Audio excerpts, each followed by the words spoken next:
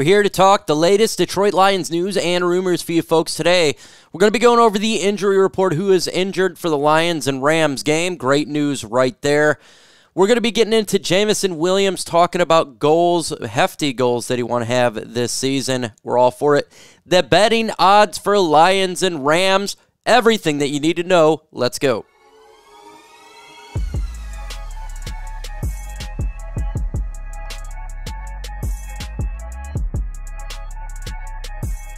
Guess what? We will be rolling out other folks, hopefully this week, I believe, on Lions Nation Night Wednesday. We're going to be live. Herman Moore and the rest of LNU crew, we're all going to be together. So make sure you come on down on Wednesday when we are live doing, I believe it's some fantasy football. So super excited for that. Let's go ahead and jump into the latest Detroit Lions news and rumors for you folks really quick. And we're going to be doing the injury report, extremely important. There's only one really player you got to worry about, and that's Ifeatu Melifonwu. He is questionable to play in this game, and we don't really know if he's going to play or not. Right now, he's a backup anyways, so that is the biggest question, and that is the only question. Jahmyr Gibbs, Sam Laporta, Kevin Zeitler, Carlton Davis, Terry Arnold, Malcolm Rodriguez, Ennis Rakestraw, they are going to be good to go, unless an injury occurs before the game, obviously. But right now, there's only one question mark, Ifeatu Melifonwu. That is great news for the Detroit Lions. Everybody that we need to be is going to be playing in this game. Penei Sewell, everybody. And we get to see a lot of debuts. We get to see the whole new Lions secondary. A lot of good to come in there. That is such great news to start the year, that we really don't have much injuries on the injury front. It really is good news. And, you know, there's been concerns on preseason and training camp with injuries, but at the end of the day, week one, we are solid, and that is how you want to start the year. Are you concerned about Lions injuries? 1, if you're not concerned. 10, if you are. Right now, I am at a 1. I am not too concerned about the Lions injury front at all, basically. That's it is. Let's get to the Lions cap space. So you want to know, right now the Lions are sitting at almost $32 million in cap space. That's 4th in the NFL. That is Ray Agnew, and that is Brad Holmes. That is Rod Wood, all the leadership being fiscally responsible for this football team. So the Lions can absolutely make moves still if they really wanted to. I'm not saying they are. I'm just saying they have the cap, the ability to do it. I think that's more, again, of trade deadline day. If the Detroit Lions are wanting to make a move, they got the money to save. We'll see, you know, how the first month and a half goes for the Lions this year, the first quarter and a half to almost all the way to October, if the Lions got to make a move or not. But I'm really good here. I think the Lions are great and responsible with their money. There is no issues. I am happy that they're the 4th best, one of the best, if not the best roster in football, and you have the 4th best cap space. And it's not auto screwed up, mixing around cap space other teams do. This is legit cap space. We don't have some sort of contract changing to make it look better. It just is really good. Very young team, great cap, great players. This team is smart. This franchise understands how to be a top-tier franchise. It's so good to see. And this is something new for us Lions fans out there, and super stoked going forward for this team. Taylor Decker says he expects it's going to be hostile territory for Matthew Stafford's second return to Ford Field, and that is just absolute common sense. This is what Taylor Decker says, I have no idea what to expect, said offensive tackler Taylor Decker, who's protected Stafford for 5 seasons. I've drafted a 6. Knowing fans, I expecting hostile territory for everybody who comes here. I know Staff is going to take the stride and be a competitor. I don't think it's going to bother him one bit. That's just the nature of the business. They want to cheer for their own team. Anyone that comes in here is the enemy. We'll see. I could be wrong, but I think it's going to be hostile territory. It's absolutely going to be hostile territory. And I love how he stated in there that any team that comes in here, they're going to do this. It is not Stafford. It's not at your kids. And I don't believe Matthew Stafford actually believes that. That's more of Kelly Stafford's delusions there. He totally understands. I think he understands. Maybe he gets a little bit salty because they chant Jared Goff or whatever, but the guy, he understands. And I think we all understand. You're trying to come to Detroit opening night and beat the Lions, your former team. Of course they're going to be loud and boo you on Sunday Night Football. What do you expect? I get this all the time. The Lions shouldn't boo Stafford. The Lions should treat Stafford. No, he is not the quarterback of the Detroit Lions. So you can't say that. Of course they're going to boo him and they're going to chant Jared Goff. That is normal. They shouldn't be upset about that at all. This is fandom.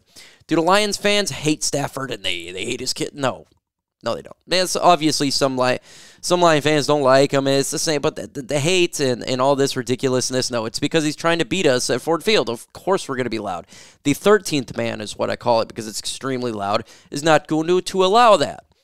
And so, look, everyone can cheer and shake hands after the game, but no. You need to be booing during the game. You need to be chanting Jared Goff during the game. You need to be as loud as possibly you can be when Stafford is on offense and be quiet as you can be when Jared Goff is on offense. And it should be like that every game. That is what we expect, and that's what we need to have happen.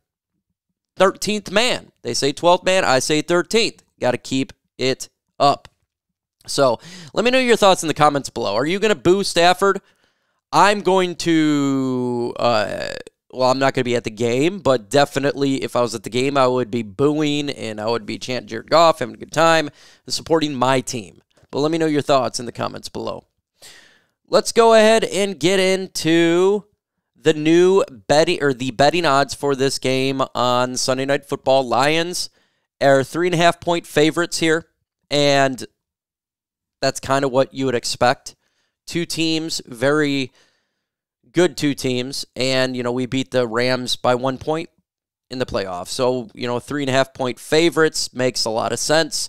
Definitely, it's the home favorite is usually 3 points, and they gave it a 0.5 point there. So that's about as good as it could be.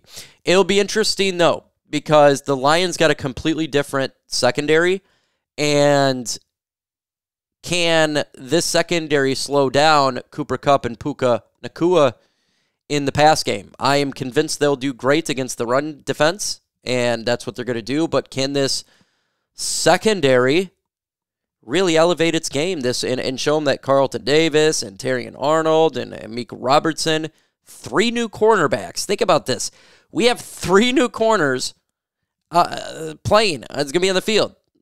That's crazy. You got Brian Branch. He's moved to safety, and Kirby Joseph there. So the secondary is going to be hype. It's ripe, and the Lions should be a 3.5-point favorites. Talks about how Aaron Donald's not here, and that's a good thing, but they did get some young talent, and Aaron Donald last year was not the same that he was. And then, obviously, they made some moves, and we got to see some new people from their team. And it's going to be fun. I think the Lions are going to win this game. I think the Lions are the better football team, and of course it's at home on Sunday Night Football. It's going to, and you know how Jared Goff is in prime time. He's really good. He is the king of prime time. Him and Mahomes, they're just really good when the lights are on, right? They're just really good. So in prime time, so that's going to be a fun game to watch. Let's get into this here. Jameson Williams is expecting big things. Jameson Williams talked about how he wants to have the most yards and touchdowns for wide receiver this year. I like hearing that. I want to hear goals. We knew Amon-Ra St. Brown wanted to get over 1,500 yards receiving last year. He did it. He got 10 touchdowns. That's what he wanted to get. He got his goal. Jameson Williams, sky's the limit for this guy. I don't know exactly what he's going to get. Do I think he's going to get the most yards in the NFL? No, it's just not going to happen when you have so many different weapons like St. Brown, Sam Laporta, Jahmyr Gibbs, the running game. It's quite difficult to do that. But I am very happy that is his goal. Just because I think it's probably unlikely doesn't mean I'm really encouraged by Jameson Williams throwing that out there and when you do that, you're putting a little bit of pressure on you, and you're confident at the same time. So that is the type of things that I would like to hear from Jameson Williams, is motivation to be the best. And that's what he's doing right here. Again, do I think he gets it? No. But I am absolutely happy that he wants to.